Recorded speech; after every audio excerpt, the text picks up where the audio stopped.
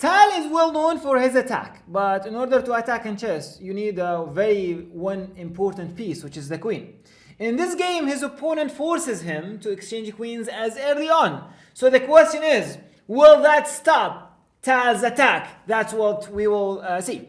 His opponent is called Grave, and Tal started with e4, c5, knight f3, knight c6, d4, and after cd4, knight d4, and now e5. A bit of theoretical discussion here. There's knight f6, what's so-called the 𝐓𝐚𝐷𝐿, one of the favorite openings of Magnus, played against Caruana, not recently, but in 2018 in the World Championship. And after knight f6 attacking, knight c3, e5, knight b5, d6, etc., etc. There's what's so-called after e5 now, which is played in the game of Tal. It's called the 𝐓𝐚𝐥'𝐬 after d6 now. The difference is there's c4 now for white, but still black did not commit his knight to f6. Anyhow, what's played in the game was after knight b5, a6. This is actually not a great opening in terms of strategical point of view, as it gives up the bishop's pair after knight d6, I mean for black. But after knight d6 check, bishop takes d6, queen takes d6, black got kind of speed and development. So queen f6. What's queen f6? I wanted to exchange queens as early on. If queen f6, knight f6. Now I'm attacking here on e4 and maybe d5 to be coming, and black has a kind of an easy game. So after queen f6, Tal refuses the exchange and played queen a3. And his opponent kind of insists on that and played queen g6. Attacking her here on e4. And here I need to open the evaluation part.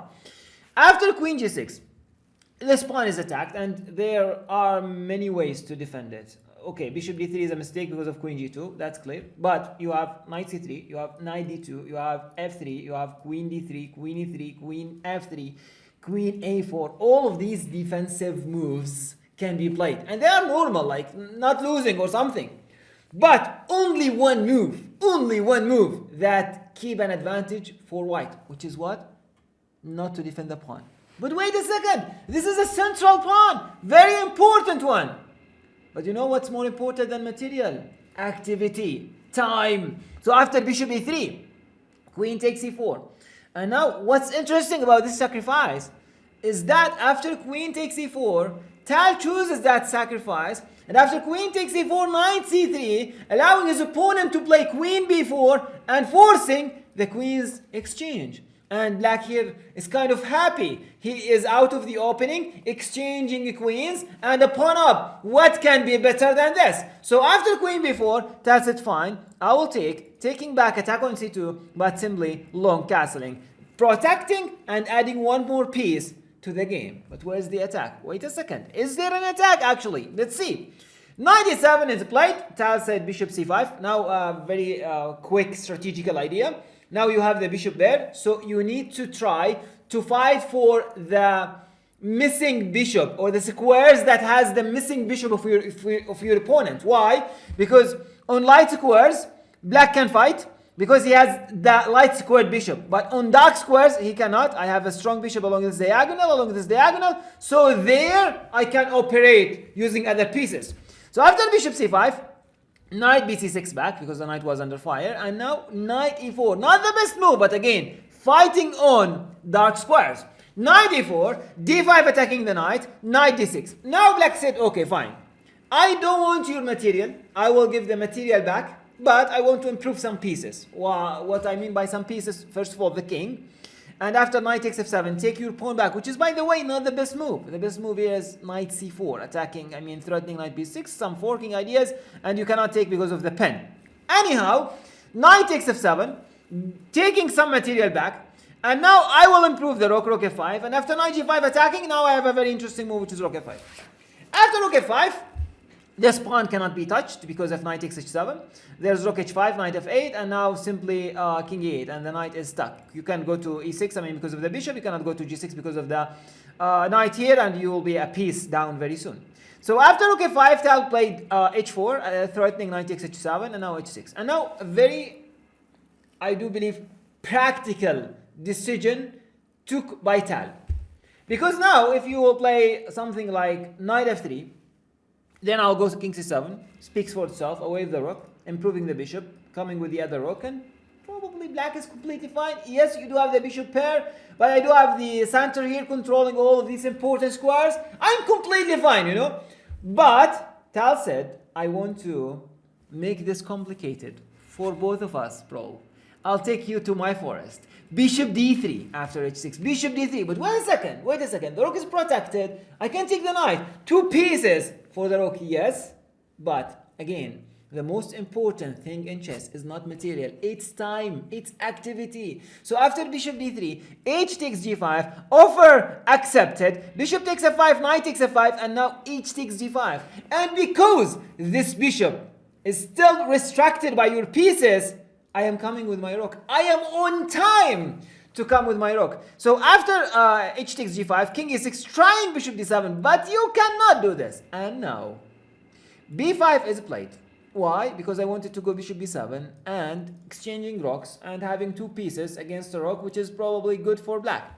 And improved king. Tal saw this. And so after b5, bishop to b7 to be coming. Haha. Most likely, if I am not checking my opponent or doing something stupid like, for example, giving a free rock, my opponent will go bishop b7 to get rid of this pressure. Okay, so I will make use of this fact and I will play a psychological, very strong move, which is what? Which is f4. Wow. And now after f4, you cannot take because this check is very, very, very annoying. For example, you take rook e1 and maybe the other rook to be coming and you cannot play bishop e7.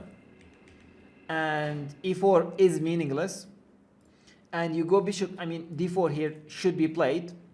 But bishop b7 came, and after bishop b7 now, Tal took and used the g pawn or the f pawn with the help of the g pawn and played g4.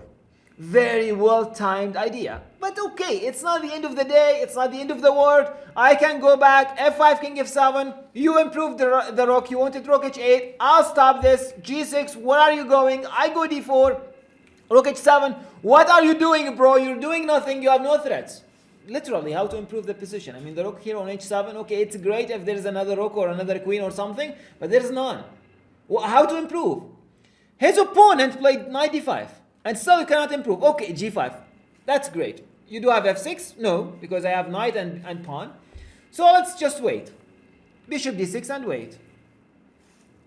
And now it's a mind-blowing move. Why to play? Try to find it. Wow. Bishop f8. What? Wait, this is a free bishop. Yes. But I'm attacking. You have to take it. And then I'll go rook h8. Okay, but you just exchange bishops. This is how it seems, but now I'm threatening to come back and take the pawn. I exchanged bishops, but I improved the activity of my rook. After rook takes a8, king d6 improved, and now simply f6. You take, I go g7, threatening to have a queen. Knight ce7 to stop that. Automatic move and normal move is g takes f6, but after knight takes f6, if you go now rook a6, then knight c6. And now the pawn is kind of stopped. If you go back, I go back. Now white is winning, but he needs to find ideas like b4, threatening a4, and when you take b5. Okay, but Tal played it precisely, and after g7, knight e7 back, and now he took first here. And his opponent just resigned the game. Why? Because next to be g takes f6, and after g takes f6, f7 to be coming, and you cannot take with the knight because this guy is protected. And you cannot go, by the way, knight c6 because I do have g8 queen. Your knight is not protecting the g8 square. And white and Tal just won the game. Actually, we can end with this conclusion. Yes, you stop the attacking, so you stop what's so-called the checkmating attack. But exchanging queens or keeping them, the magic will be shown by the magician of Riga. Thanks for watching. Don't forget to subscribe and like. See you soon. Have a nice one.